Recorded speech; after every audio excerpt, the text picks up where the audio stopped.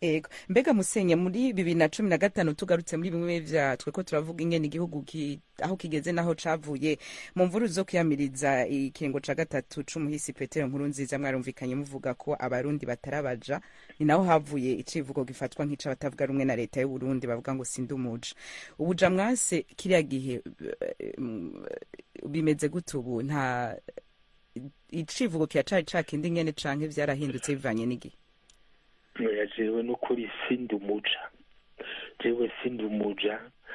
jewe nzogapfana nashaka ariho mbere yuko n'abandi bose n'abantu bose banyotewe ukwishyira n'ukwizana batagirwa abaja ata muntu aza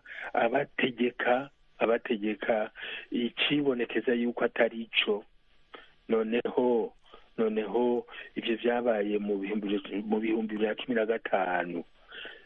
babishize imbere y'abandi bashinga ntahe atari ababa mu Burundi nk'uko kwabo bepiskopi barerekanye yuko iyo ico kiringo kigira gatatu nyene icubahiro nyakwigendera Perezida Nkurunziza yarondera atari kugishikira muri ubwo buryo. Nico gituma rero n'uno munsi nibwira yuko kitari gushikirwa muri ubwo buryo, naho yashoboye gutwara si ukuvuga yuko yatwaye afatiye ku ngingo itunganye. Eka ni naco gituma twebwe inama y'abepiskopi twaciye mbere dusokorora akarenge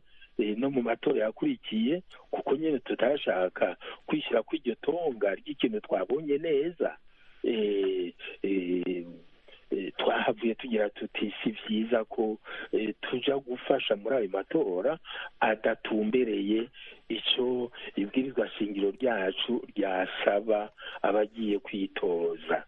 Niho rero nibwira ko n'uno munsi naho byashobotse bikamara ico gihe cyo kuvuga yuko byari mukuri, oya twese turazi yuko umuntu wese ashobora kwihenda, mugabo